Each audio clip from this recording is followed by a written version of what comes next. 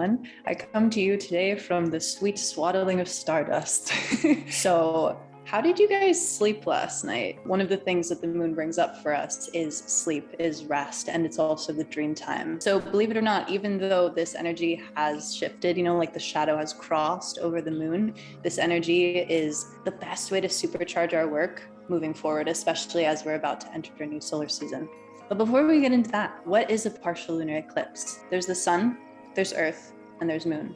And we as Earth, as a collective consciousness, pass between the loving gaze of the moon and the sun. So our shadow is literally cast across the moon, where we would usually see a full, bright, beautiful moon. There is a shadow cast.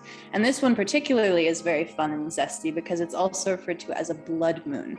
And in some cultures, it's also referred to as a beaver moon, which relates to the seasons. It's a blood moon because it casts an orangey reddish glow.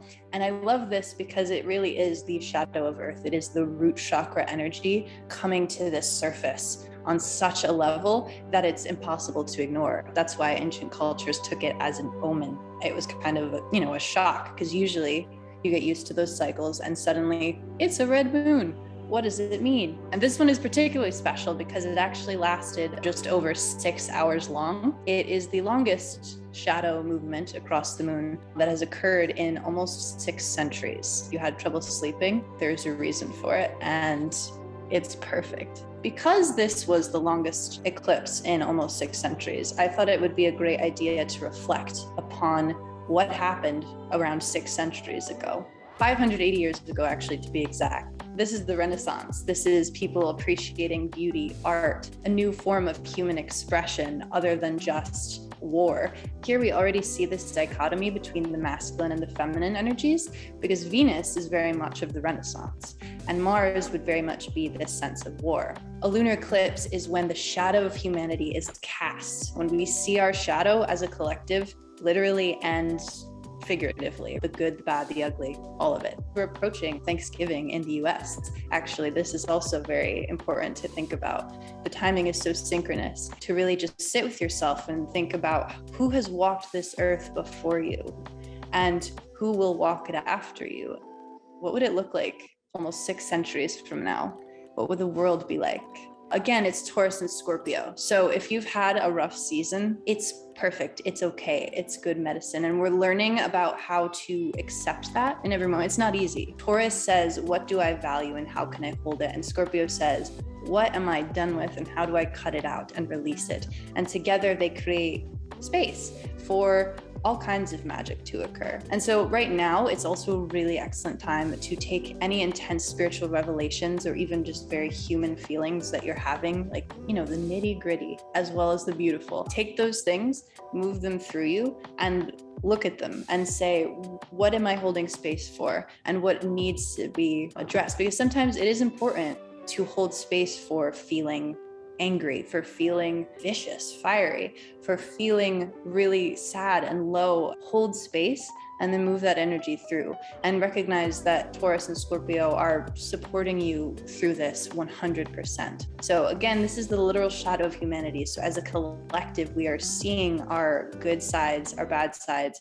and we're learning how to not judge them, but how to see them as patterns and cycles and recognize that what is coming is going. Jordan actually taught me that phrase, so shout out to him. This weekend, we are moving into Sagittarius season. Put a Sagittarius emoji in the chat if you're excited to be done with Scorpio season, because Scorpio will teach you rough love, tough love medicine. It is a divine feminine sign who is ruled by some masculine planets. Sagittarius is a little more flexible, a little more like energetically androgynous. There's this feeling of adaptability and enjoying the process. It's very much similar to Scorpio in that way, and yet it's also very much more like, okay, I dug myself a hole and that was really great. I liked being in that hole, and now we're gonna lift ourselves out and constantly learn new ways to do that. It's the most evolved fire sign, you could say, of the zodiac, in the sense that it combines the offense, the aggression, the output of Aries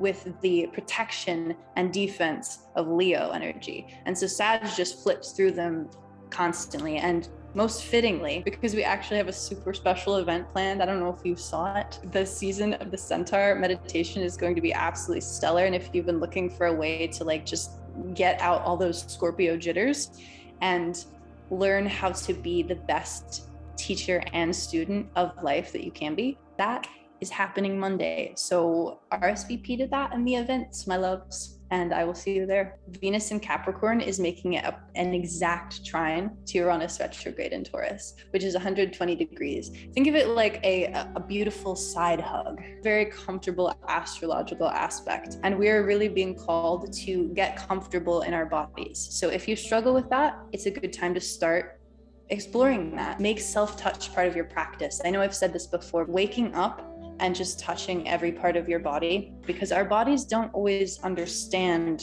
feeling safe and not safe all the time. It's the nature of your beautiful nervous system, and that's okay. But it's our job as conscious beings to say, okay, I don't feel very trusting right now. I feel kind of freaked out. I'm terrified, actually. How can I tell my body that it's okay? How can I communicate with my being here to give more comfort and stability to my space? So this requires letting go to literally make space. And assessing your values is important too, because Venus and Capricorn will kind of be pretty quick to tell you who's on your team and who's not, and what's working for you and what's not. With Uranus retrograde in Taurus, it's up to you to play with that and loosen up about it and just sort of be like, okay, I could let this go, but I could also receive this, and just, you know, have fun moving the energies through you. How do I relate to others? What am I learning right now?